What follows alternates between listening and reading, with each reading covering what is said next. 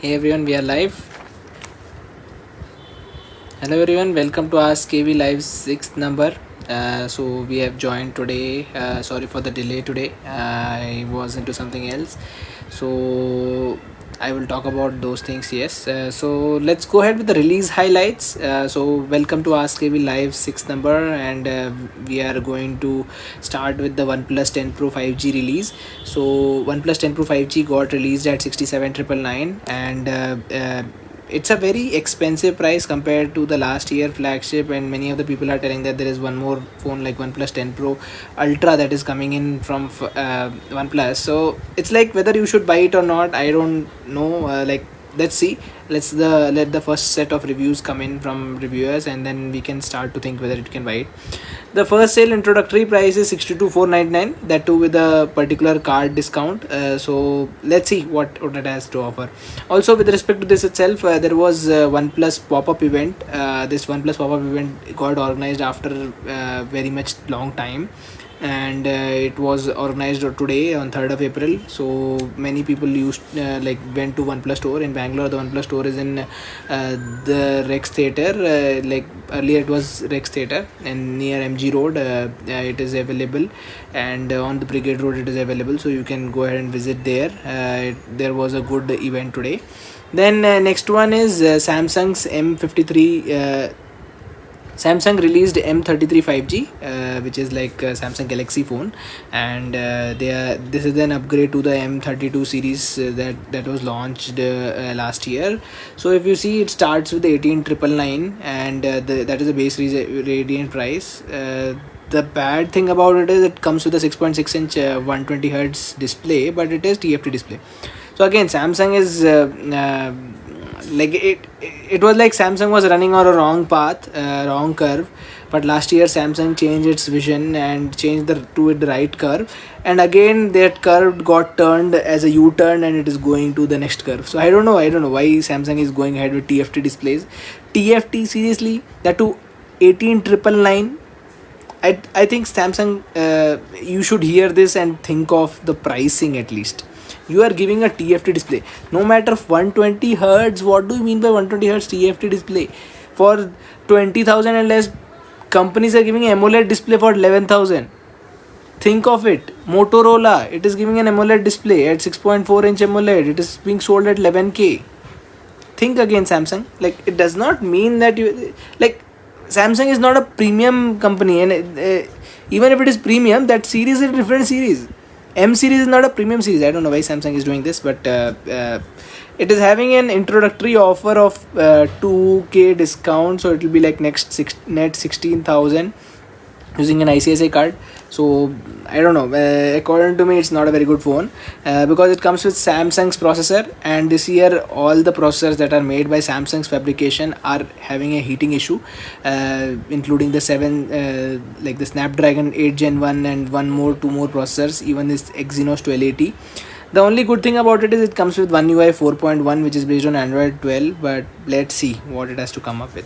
Next very big highlight was Poco X4 Pro 5G. So it got released this week. I don't think so. Like, it's another rebranded phone. Yeah, it's a rebranded Redmi Note 10 Pro plus 5G.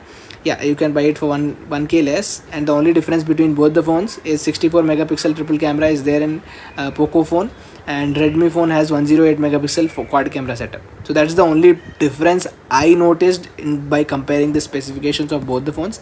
Let me know if you are buying this phone and how was this phone. But according to me, if you are thinking of buying Redmi Note 11 Pro plus 5G, and you are fine with getting a 64 megapixel camera instead of 108 megapixel, then you can go with this. You are going to save 1 to 2k for the same price you are getting, right?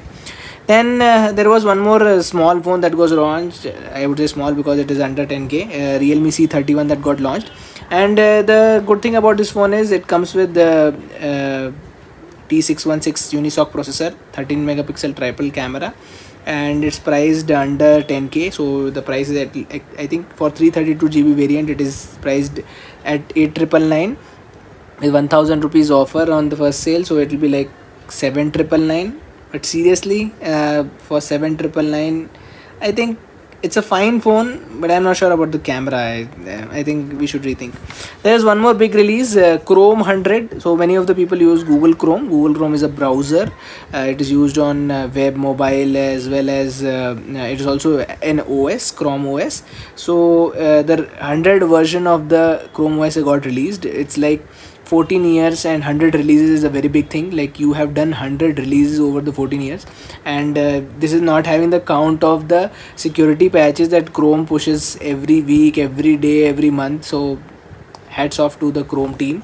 But many of these features that got into this Chrome 100 were imbibed from Microsoft Edge, I would say. Yeah, so many of those features were there in Edge from long time, but they came into Chrome 100. So win-win for all of us. Okay, let's next talk about upcoming launches. So there was upcoming launches of last week as well, and some of them are this week. So I am talking about upcoming launches is Nothing Phone 1, whose date is not finalized, but it says summer, so not sure whether it will be launched in end of April or end of May. Next one is Pixel 6a. Many of the leaks have come in that Pixel 6a will be available or launched at the Google I/O event that will be launched in second week of May, and it will be launched beside the Pixel Watch. Let's see what it has to come up with, and many of the regions will be getting it shipped within the July month. So let's see what it has to come up with. Google's phone coming after so many years, because last Pixel 4a was launched in 2020, so it's like more than 2 years for a Google phone to launch in India. Next one is Realme's event. So Realme has an event of 7th of April, which will be launching Realme GT2 Pro and two more items with the Realme GT2 Pro. It will be launched at 12:30 p.m. IST time. So please watch it and let us know if you are going to buy it or not in the comment section below. That's it. I think one more upcoming phone is there. No launch date. Nord 2 Lite CE 5G. It is OnePlus's first phone under 20k. So let's see what it has to come up with. So those were the upcoming launches. So now let's go ahead with the Q&A session. तो चलिए शुरू करते हैं Q&A. तो मेरे को पहला सवाल लोग पूछ रहे थे कि काफ़ी सारे स्मार्टफोन्स अभी स्नैपड्रैगन 695 पे क्यों आ रहे हैं, और क्या Snapdragon 695 4K video recording support करता है या नहीं करता है, या आगे कभी सॉफ्टवेयर अपडेट के थ्रू मेरे को मिलेगा कि नहीं. तो पहली बात तो मैं क्लियर कर देना चाहता हूँ कि स्नैपड्रैगन 695 एक 6 नैनोमीटर पर बना हुआ प्रोसेसर है. इसमें A78 कोर्स परफॉर्मेंस के लिए हैं, और जो कि मतलब हाई एंड स्नैपड्रैगन 700 और 800 सीरीज़ में भी यूज़ होते हैं, और A55 कोर के आपको एफिशिएंसी कोर्स मिलते हैं. इस फ़ोन इस प्रोसेसर में एक खासी कमी है कि ये 4K सपोर्ट नहीं करता है.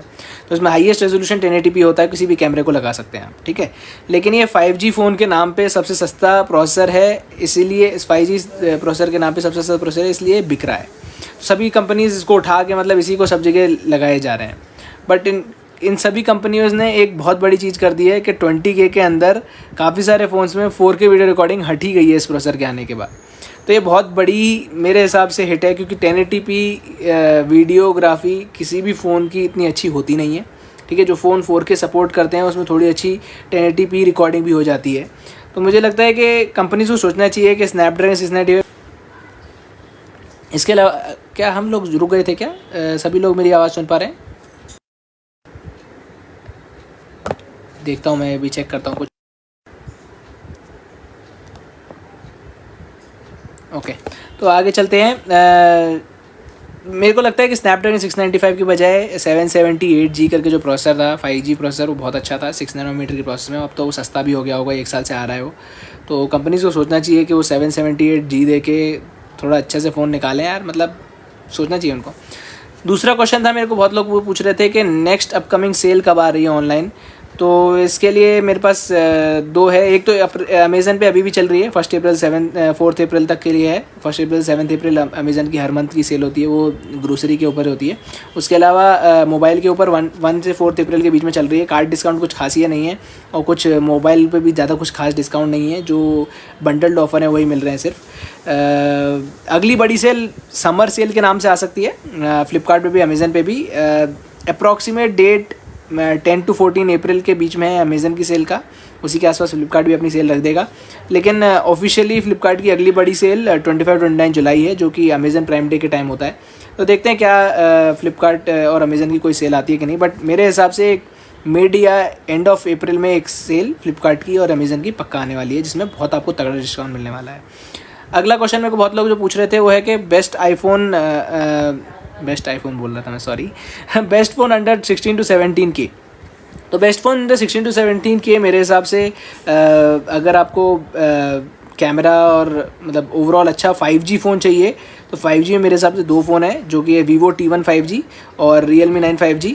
इसके अलावा 17K में काफ़ी हद तक G71 भी है मोटरोला की तरफ से, अगर आपको क्लीन सॉफ्टवेयर चाहिए और अच्छा फ़ोन चाहिए स्टॉक एंड्रॉयड के साथ। इसमें एंड्रॉयड का लेटेस्ट वर्जन भी आ रहा है मेरे हिसाब से, तो ये बहुत अच्छा एक फ़ोन है। इसके अलावा अगर आपको 4G में चाहिए तो 15,000 के आसपास में बेस्ट मिलता है सेल्स में Redmi Note 10 Pro। अभी भी जस्टिफाइड है 2022 में भी, क्योंकि जो आपको प्राइस टू परफॉर्मेंस मिल रही है इस फ़ोन में 4G होने के बाद भी वो बहुत सही है। आपके लिए कम से कम 2 साल और चल जाएगा ये फ़ोन।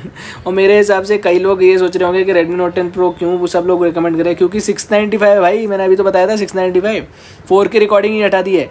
अगर आपके पास एमोलेड डिस्प्ले है 120 हर्ट्ज के साथ, आपके पास 4K रिकॉर्डिंग नहीं है, तो आपको फ़ायदा क्या है फ़ोन लेने का? मतलब 108 मेगापिक्सल कैमरा करोगे क्या 4K डिस्प्ले? अगर आप 4K वीडियो रिकॉर्ड नहीं कर सकते 108 मेगापिक्सल का क्या फ़ायदा? तो कंपनी को सोचना चाहिए। एक Realme 9 5G भी है, ये भी 15,000 के आसपास आता है, 15 से 16 के आसपास मिलता है, तो वो भी देख सकते हैं आप। अगला सवाल जो मुझे बहुत लोग पूछे थे कि MIUI 13 अच्छा है कि नहीं है। फ्रैंकली स्पीकिंग MIUI 13 काफ़ी सारे डिवाइसेस पे अभी रोल आउट नहीं हुआ है, सिर्फ फ्लैगशिप वगैरह पे रोल आउट हुआ है, तो देखेंगे क्या होता है। बट पहले से MIUI 11 के बाद से एक चेंज आया MIUI में कि काफ़ी सारी चीज़ क्लीन होती जा रही है MIUI में, तो MIUI 13 is a better version of MIUI 12 I would say. But bugs वगैरह का सीन तो पता चलेगा जब MIUI 13 आएगा। मेरे पास कोई भी एक ऐसा डिवाइस नहीं है इस पर MIUI 13 अभी तक आया है, अगर आएगा तो मैं ज़रूर आपको उसका रिव्यू दूंगा।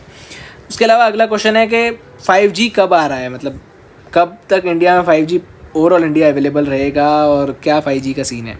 तो जिस तरह स्पेक्ट्रम एलोकेशन वगैरह सब चल रहा है और एयरटेल ने पिछले से पिछले हफ्ते 5G को लाइव दिखाया था और मतलब एक इवेंट किया था सिटीज़ में लाइक दिल्ली और मुंबई, तो मेरे हिसाब से ऐसा लग रहा है कि ये लोग 5G टियर 1 सिटीज़ में एंड ऑफ दिसंबर 2022 में लेके आ जाएंगे। पैन सिटीज़ भी अवेलेबल नहीं होगा ये मिड ऑफ 2023 तक मेरे हिसाब से, और टियर 2 और टियर 3 सिटीज़ में मेरे हिसाब से ये 2024-2025 के एंड तक आ जाएगा। तो 5G का आप अच्छा खासा रोल आउट विलेज तक पहुंचा सकते हैं, मतलब सोच सकते हैं कि ये आपको मिल जाएगा एंड ऑफ 2024 में। अगला सवाल जो मेरे से लोग पूछे थे कि अंडर 20 के बेस्ट फ़ोन कौन सा है। पोको X4 4 Pro 5G लेना चाहिए, Realme 9 SE लेना चाहिए, या Note 11 Pro 5G लेना चाहिए, Note 11 Pro प्लस 5G। तो अगर आप Redmi Note 10 Pro अगर आप पोको X4 Pro या Redmi Note 11 Pro plus 5G में जा रहे हैं, तो मैंने आपको पहले ही बताया था कि दोनों में से यही डिफरेंस है कि पोको X4 Pro में 64 मेगापिक्सल का कैमरा और Redmi Note 11 Pro प्लस में 108 मेगापिक्सल का रेयर कैमरा है। तो इन दोनों में सिर्फ यही एक डिफरेंस है। अगर आपको 108 मेगापिक्सल का कैमरा चाहिए तो आप Note 11 Pro लीजिए, 1,000 रुपये एक्स्ट्रा देने पड़ेंगे आपको। Poco X4 Pro plus 5G ये कम में मिल जाएगा आपको, लेकिन ये फ़ोन मेरे हिसाब से पोको X3 Pro के कंपेयर में डाउनग्रेड है, बट ये रीब्रांडेड वर्जन ही है, तो मतलब 1,000 रुपये सस्ता मिल रहा है तो वो वाला उठा लो। और रही बात Realme 9 SE की, तो Realme 9 SE 20,000 के आसपास मिल रहा है, अगर आपको कम में मिलता है तो मेरे हिसाब से वो बेटर डील हो जाती है थोड़ी सी। इसके अलावा मेरे हिसाब से एक और बहुत बड़ा मेरे को बग मिला है iOS में।